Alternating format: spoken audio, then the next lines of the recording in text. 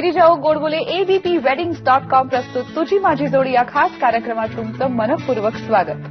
प्रेम म्हणजे प्रेम असतं, तुमचं आमचं सेम असतं असं म्हटलं तरी प्रत्येकाची प्रेमाची कहाणी वेगळी असू शकते.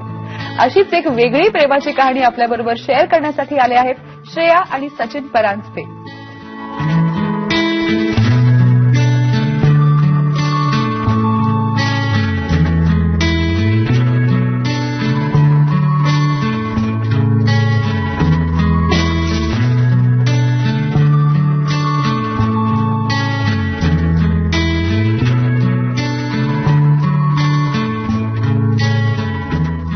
श्रेया आणि सचिन नमस्कार, तुमचं स्वागत आहे. आणि तुमचा पहिलाच इंटरव्ह्यू आहे हा टीव्हीवरचा? माझा पहिला. मी येऊन गेलेले आहे. अच्छा. शरद उपाध्यायांचं राशीचक्र आणि होम मिनिस्टर मध्ये पण मी पैठणी जिंकलेली मग आहे. तिथे तुम्ही असाल फक्त बाजूला उभं होतं आणि शेवटी उचलून नाही, उचलायला नाही तसं काही केलं नाही. नाही. ग्रेट. सो आपण अगदी आधीपासून जाणून घेऊया. पहिली भेट कशी झाली? लव्ह मॅरेज की अरेंज मॅरेज? Arrange marriage. अच्छा, असं सगळं कांदे पोहे कार्यक्रम हो. होता. वा, मग काय कशी झाली भेट पहिली? आमच्याकडनं ह्यांना प्रपोजल गेलेलं बर आणि पत्रिका जुळवली गेली आणि त्यानंतर आम्ही पहिले ह्यांच्या घरी जाऊन भेटलो बर. आणि तिथे आमचं चर्चा झाली पुढच्या दृष्टीने. तर तुम्हाला आता तुम्ही एकट्यात एकांतात बोला वगैरे असं सगळं हो, झालं ना? झालं वा व्यवस्थित. वा वा, कमाल. मग काय बोललात एकांतात? मी स्वतः व्यवसायाने डॉक्टर असल्यामुळे मी आधी मुळात माझ्या करिअरच्या दृष्टीने कितपत पालघर सारख्या ठिकाणी मला किती वाव मिळेल याबद्दल मी त्यांच्याशी चर्चा केली. आणि त्यांच्याकडूनही तसं पॉझिटिव्ह व्यावसायिक बॅकग्राऊंड असल्यामुळे तर तसं त्यांच्याकडनं व्यवस्थित मला माहिती दिली गेली की नक्कीच करू शकतो, कारण वेळेचं वगैरे सगळं टाइम मॅनेजमेंट सगळं विचारात घेऊन त्या दृष्टीने मला पॉझिटिव्ह वाटलं त्यांच्याकडे आणि बघता क्षणी आवडलेले. हे महत्वाचं. बाकी व्यवसाय होईल की नाही, माझं प्राची प्रॅक्टिस करेल की नाही, हे सगळं नंतर. माझी मुलगा आवडला पाहिजे की नाही. तर तुम्हाला आवडल्या का त्या बघता? मला बघता क्षणी आवडली होती. माझ्या अटी फक्त एवढ्याच होतं की मुलींनी पालघरला राहायला पाहिजे, कारण मला माझ्या व्यावसायिक कारणांमुळे पालघर सोडणं कधीच शक्य नाही. त्यामुळे ती एक अट होती. पत्रिका जुळणं माझ्या व्यवसायामुळे ते आवश्यक होतं. तुम्ही? मी ज्योतिष कन्सल्टंट आहे. त्याच्यामुळे आणि मुलगी दिसायला आवडलीच होती. That's all. सो डन झालं. सो पत्रिका बघून सगळं छान होईल यावर विश्वास होता? म्हणजे तेवढा माझा कॉन्फिडन्स आहे की पत्रिका मॅच झाल्या, चांगल्या स्वभाव कळतात साधारण, त्याच्यातनं कम्पॅटेबिलिटी कळली की झालं. आणि पुढे काही दुखलं खुपलं तर तुम्ही औषध द्याल. हो. त्यामुळे सगळं सेट होतं. वा वा वा, क्या बात आहे. मग पुढे कसं फुलत गेलं? कारण अर्थातच अरेंज मॅरेज म्हटल्यावर तशी ओळख नसते किंवा आपला आधीचं कोर्टिंगचा एक काळ असतो जेव्हा आपल्याला एकमेकांच्या आवडीनिवडी, तो नसून लग्न झाल्यानंतरच एकमेकांच्या बऱ्याचशा आवडीनिवडी कळतात. तर कसं होतं, काय अनुभव आले? आमचं आधी म्हणजे आमचं लग्न असं ठरलं की 27 डिसेंबरला जानेवारीला आमचा दाखवण्याचा प्रोग्राम झाला आणि मध्ये 7 फेब्रुवारीला लगेच एंगेजमेंट झाली आमची. मध्ये आमचं काही कॉन्व्हर्सेशनच झालं नाही. तर मी एंगेजमेंटशी विचारलं तुझं नक्की येस आहे ना असं. आणि मध्ये फक्त 3 भेटी झाल्या आमच्या आणि 24 एप्रिलला लग्न. बर. अच्छा. सो तुम्ही मधल्या काळात फिरला वगैरे नाही? आम्ही 2-3 वेळाच भेटलो फक्त. 2-3 वेळाच, कारण डिस्टन्स खूप. मी डोंबिवलीची, त्यामुळे तो डिस्टन्स एक फॅक्टर होता की वरच्यावर भेटणं आणि यांच्या व्यवसायाच्या व्यापामुळे पण तसं शक्य होत नव्हतं. म्हणून टेलिफोनिकली चालू होतं रोज. मोबाईलचे हॅपी अवर्स होते, त्याचा आम्ही रात्री 8 वाजता ते 11 ते 8 असा बराच वेळ बोलायचो आम्ही. फुकट कॉल, ते फ्री कॉल. योग्य तो उपयोग तुम्ही करून घेतलाय.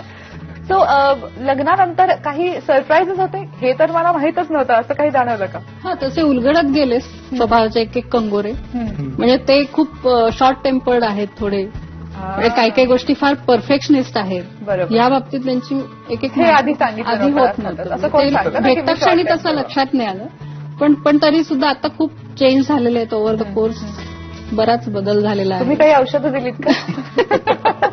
असं म्हणायला हरकत नाही. ते नुसते बघावे लागतात, पण औषधं दिली जाऊ शकतात. तर तुम्हाला असं काय वाटलं यांच्या स्वभावाबद्दल जे आधी माहित नव्हतं, आता कळलंय, असं काही होतं? तसं पर्टिक्युलरली असं काही नाही, पण मला पत्रिकेमुळे तिचा स्वभाव जनरली कल्पना होतीच मला. फक्त मला कन्फ्युजन एक होतं की वृश्चिक राशीचं माझं तेवढी कम्पॅटेबिलिटी वाटत नाही. माझी सिंह राशी त्याच्यामुळे. अच्छा. पण काही ऍडजस्टमेंट तिने केल्या, काही मी केल्या आणि पुढे डेव्हलप झालं चांगलं. पण तुम्ही प्रिडिक्शन्स करता, बरेचसे ज्योतिषी करतात, पण तुम्ही एखादं भांडण प्रिडिक्ट करू शकता का?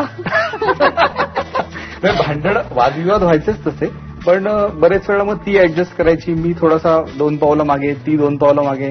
थोडंसं म्युच्युअल अंडरस्टँडिंग चांगलं होतं आमच्यातलं. पण तुम्हाला आउटकमही माहिती असेल ना, प्रत्येक भांडणातून ते जिंकणारे का आधीच सगळं माहिती असल्यामुळे बरं आहे करून मीच जिंकायचं. आय थिंक तेच दिसलं असेल पत्रिकेत, म्हणून लग्न करून टाकलं. वा वा वा. सो इतकी वेगळी क्षेत्र आहेत. आय एम शुअर खूप बिझी असाल, आपापल्या वेळा खूप असतात त्याच्या वेगळ्या वेगळ्या. तर एकमेकांसाठी वेळ कसा काढता मग याचं? नाही, तसं बॅलन्स करायचंच ठरवलेलं की माझ्या गर्भसंस्कार जे मी चालू आहेत माझे पालघरमध्ये, त्या वेळा मी असं बरोबर मॅनेज करते जेणेकरून मला घरी पण तेवढाच वेळ देता येईल आणि ते career as a career side by side चालू राहील. त्या पद्धतीने हे पण तसंच वेळ देतात. म्हणजे आता गेले काही वर्षापासून संध्याकाळचा क्वालिटी टाइम फॅमिलीसाठी ठेवलेला आहे. आणि मला हिच्याबरोबर क्वालिटी टाइम स्पेंड करण्याची सगळ्यात आवडती गोष्ट म्हणजे आम्हाला दोघांना हॉलिवूडचे पिक्चर बघणं आवडतात. त्याच्यामुळे वर्षात आम्ही 100-150 पिक्चर एकत्र बसून बघतो. आणि वेगवेगळ्या फ्लेवरच्या कॉफीचा आस्वाद घेत घेत पिक्चर बघणं म्हणजे तो आमच्यासाठी क्वालिटी टाइम एकमेकांसाठी देण्यासारखं. आणि घरी कोण कोण असतं? घरी आई, म्हणजे आई आणि मला 2 मुलं, एक मुलगा एक मुलगी. अरे वा अरे वा. सो सगळे बसून पिक्चर बघतात का तुम्ही? हे फक्त तुमच्या दोघांचं खास आहे. वा वा. जसे आमचे डिस्कशन, चर्चा टेलिफोनवरती जसे आमचे हॅपी अवर्स असायचे तसं इथे आमचं हॅपी अवर्स संभाषण. वा वा, क्या बात आहे. अमेझिंग. सो जेव्हा भांडणं होतात किंवा खटके उडतात तेव्हा आधी माघार कोण घेतो? मी. हो, त्या सॉरी म्हणत नाही का? त्या जनरली चुकत नाही. कदाचित माझा डिप्लोमॅटिक गेम आहे, पण ते थांबवण्याकरता मी ते एक्सेप्ट केलेलं आहे. Okay okay.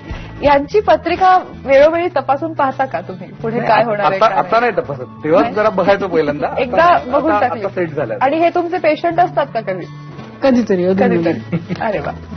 श्रेया आणि सचिनची अशाच गप्पा मारायच्या आहेत, पण आता एक छोटीशी विश्रांती घेऊया. तुम्ही कुठेही जाऊ नका, पाहत रहा abpweddings.com प्रस्तुत तुझी माझी जोडी.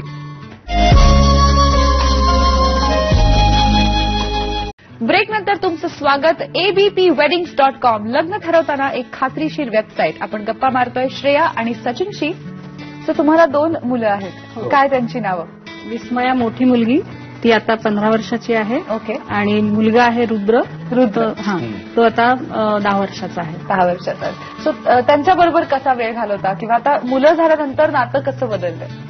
मुलं झाल्यानंतर नातं जास्त मॅच्युअर्ड आणि डेव्हलप झालं असं माझं मत आहे. म्हणजे मुलीनंतर हळूहळू पहिली ती मोठी सगळ्यात मुलगी, त्याच्यानंतर सुरुवात झाली मग मुलांतर जास्त, आणि आम्ही जास्त क्लोज आलो. एकत्र येऊन मुलांच्या डेव्हलपमेंटबद्दल आम्ही एकमेकांशी डिस्कशन करतो. त्यांच्या एज्युकेशन बद्दल, त्यांचं करिअर किंवा त्यांच्या आवडीनिवडी, ते आम्ही बऱ्यापैकी एकमेकांशी डिस्कस करून त्याच्यावर बोलत असतो बऱ्याच वेळेला. आणि मुलांशी आमचं नातं त्याच्यामुळे जास्त डेव्हलप झालं की आम्ही घरातल्या लहानशा निर्णयांमध्ये त्यांना घेतो. म्हणजे त्याच्यामुळे त्यांची डिसिजन मेकिंग पॉवर डेव्हलप होते थोडीशी. सो त्यांच्याबद्दल निर्णय घेताना पुढाकार कोणाचा असतो? ऑब्व्हियसली हिचा असतो. त्याच्यातलं प्लस मायनस मी सांगतो मग तिला नंतर. Okay okay. आतापर्यंतच्या सहजीवनातला सगळ्यात लक्षात राहिलेला क्षण कुठला होता? माझ्या पुस्तकाचं पहिलं प्रकाशन होतं. माझी फेसबुकगिरी म्हणून माझं पहिलं पुस्तक झालं. ती जी प्रोसेस होती सगळी, त्याच्यात मला श्रेयाची मदत खूप झाली. आणि तो जानेवारी 2015चा पुस्तक माझं पब्लिश होऊन आलं, तो आमच्या दृष्टीने दोघांच्याही आठवणीतला एक चांगला क्षण होता. कारण त्यांचं ते ड्रीम प्रोजेक्ट होतं. कारण लेखन कौशल्य त्यांनी बरंच डेव्हलप केलेलं काल ओव्हर द कोर्स, आणि ते त्यांना खूप अगदी मनाच्या जवळचा कप्पा होता की आपलं एक पुस्तक असावं आपण. कारण त्यांना वाचनाची खूप आवड आहे आणि त्यामुळे त्यांचं स्वतःचं पुस्तक आता येतंय, प्रकाशित होतंय, ह्याचाच मला खूप आनंद झालेला आहे. पुढे तुम्ही म्हणालात साथ खूप मिळाली श्रेयाची, म्हणजे नक्की काय, कशा प्रकारे सपोर्ट होतो? म्हणजे तिच्याकडे मुळात अंडरस्टँडिंग हा फॅक्टर खूप चांगला आहे. म्हणजे मी तिला काही गोष्टी जेव्हा सांगतो तेव्हा ती कन्व्हिन्स होते चांगली, आणि मला बऱ्याच लेव्हलला मदत होते तिची. म्हणजे मेंटल सपोर्ट म्हणा, बाकी काही कठीण प्रसंग असतात की आता ह्याच्यातनं आता कसं करायचं, तेव्हा मी तिचा सल्ला विचारतो, ती मला योग्य लॉजिकल सल्ला देते. आणि हा माझा अनुभव आहे चांगला त्याच्यामध्ये. काहीतरी करून दाखवायचं असलं की घरात शांत एक समजूतदार व्यक्ती असणं गरजेचं असतं, एक ग्राउंड. तो तिच्यात नॅचरल गुण आहे जो मला आवडतो. असे काही प्रसंग आले का जेव्हा दोघांनाही वाटलं की आपल्या जोडीदाराची साथ आहे म्हणून ह्यातून आपण बाहेर पडू शकलो किंवा ही गोष्ट पार पाडू शकलो? बरोबर. माझ्या बाबतीत माझ्या वडिलांचा मृत्यू 2012 साठी माझे वडील गेले, त्यावेळेला मला हिनी बराच सपोर्ट दिला होता, कारण तो माझ्या दृष्टीने जरा धक्का होता, थोडासा अचानक झालं ते. त्यावेळेला मला हिची मदत खूप झाली त्याच्यातनं बाहेर यायला. तुम्हाला? आणि माझ्या बाबतीत असं झालं की मी फर्स्ट प्रेग्नन्सी माझी होती आणि मी माहेरी गेलेले बाळणपणासाठी. त्याच वेळेस माझे आजोबा पण एक्सपायर झाले आमच्या समोरच, आणि त्यावेळेस हे तिथे होते आलेले आणि मला भेटायला. तर त्यावेळेस तो माझ्यासाठी पण त्या अवस्थेमध्ये एक धक्का होता. तो सावरण्यासाठी मला यांनी खूप मदत केली. तो आठवणीतलं आहे त्यांच्याकडनं आलेली. आता आपण काही झटपट प्रश्न विचारणार आहोत तुम्हाला आणि त्याची फारसा विचार न करता उत्तर द्यायची. तुम्ही एकत्र पाहिलेला पहिला चित्रपट आठवतोय का? अजनबी. अजनबी, करीना कपूर आणि त्यांचा. हॉलिवूडचा पिक्चर काय पाहिला पहिल्यांदा?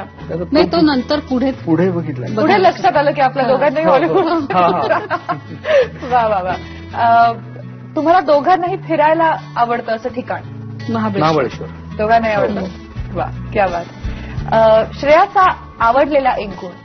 श्रेयाला रिलेशनमध्ये छक्के पंजे जमत नाहीत, ते मला खूप आवडतं. ती सगळ्यांची न्यूट्रल आणि चांगलीच वागते. ओके. तो मला आवडलेला गुण आहे. आणि सचिनचा आवडलेला एक गुण?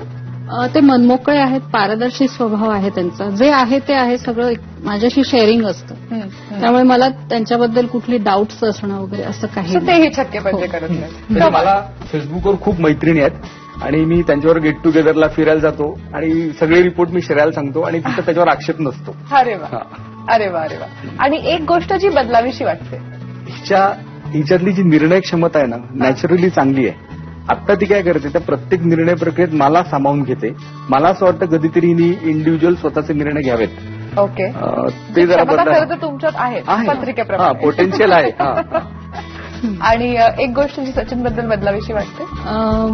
ते थोडे ना पर्टिक्युलर, म्हणजे परफेक्शनिस्ट म्हणतात, त्या दृष्टीने वेळेचं त्यांना खूप असतं की ह्या वेळेस जी वेळ दिलेली आहे ती वेळ सांभाळली गेली पाहिजे वगैरे. पण माझ्याकडनं थोडंसं ते पुढे मागे होत असते वेळ. थोडं त्यांनी समजून घ्यावं की काही गोष्टी असतात की आपण नाही मॅनेज करू शकत. एक डॉक्टर म्हणून की एक बायको म्हणून आवडते श्रेया? डॉक्टर म्हणून ती हुशार आहे, पण मला आवडते बायको म्हणून. श्रेया, तुला माहितीये सचिनच्या फोनमध्ये तुझं नाव काय म्हणून सेव्ह आहे? श्रेया म्हणून. आणि सचिन? अहो. अरे वा. अहो म्हणते, ए नाही म्हणत. आणि लग्नाआधी ज्योतिषशास्त्रावर विश्वास होता? हो, तसं आधीपासूनच होता. ओके. आणि एकत्र बसून काही ह्या व्यवसायांबद्दल चर्चा होते, कारण इंटरेस्टिंग आहे ना ऍस्ट्रॉलॉजी एज अ प्रोफेशन. म्हणजे त्यांनी बरंचसं माझं जे करिअर ग्राफ जो आहे तो बराचसा त्यांनी दिलेल्या सल्ल्यांवरतीच आहे. म्हणजे मी क्लिनिक चालू केलेलं आणि त्याच्या पुढे जशी मुलांची जबाबदारी येत गेली तसं साईड बाय साईड मी ते चालू ठेवलेलंच आहे. पण जर आमच्याकडे नव्याने जे गर्भसंस्कार केंद्र जे आहे ते पालघरला चालू करण्याचं ह्यांचाच एक तो प्रोजेक्ट होता. म्हणजे त्यांचाच अभ्यास जो मी आता इम्प्लिमेंट करते आहे. म्हणजे त्यांच्याकडनंच मला हा सल्ला दिलेला आहे. आणि त्याच्या पुढे आता नव्याने आम्ही आता परफ्युमचं रिटेलिंग, आमच्याकडे तो बिझनेस आहे फॅमिली, मग तेही हे सांभाळतात. पण त्यात नव्याने आता हँडमेड सोप्सचं जे प्रोजेक्ट आम्ही चालू केलंय ते आता मी बघते. म्हणजे त्यांच्याकडनं बराचसा मला सपोर्ट त्या दृष्टीने मिळत गेलेला आहे. Very nice. कमाल. असंच छान एकत्र राहून एकमेकांना पूरक अशी साथ करत राहा आणि तुम्हा दोघांनाही एबीपी वेडिंग्ज आणि एबीपी माझ्यातर्फे खूप खूप शुभेच्छा. शिवाय इथे आल्याबद्दल आणि आमच्याशी गप्पा मारल्याबद्दल सुद्धा तुमचे मनापासून आभार. जरा जोडीने उचला. थँक्यू. आम्हाला इथे येऊन खूप छान वाटलं. तुमची भेट घेता आली त्याचा खूप आनंद झाला आहे. आणि एबीपी माझाने आम्हाला ही संधी दिली त्याच्याबद्दल त्यांचेही खूप आभार. थँक्यू. धन्यवाद सो मच. हा कार्यक्रम तुम्हाला कसा वाटला आम्हाला नक्की कळवा. इथे सहभागी होण्यासाठी आम्हाला ईमेल करा express@abpweddings.com या ईमेल अॅड्रेसवरती. या कार्यक्रमाचे प्रायोजक आहेत abpweddings.com. वॉर्डरोब कर्टसी निकाई फॅशन स्टुडिओ बाय मृण्मय अवचट. आज इथेच थांबूया. अजून एका इंटरेस्टिंग जोडीसह भेटणार आहोत पुढच्या भागात. तोपर्यंत टेक केअर ऑफ युअरसेल्फ. नमस्कार.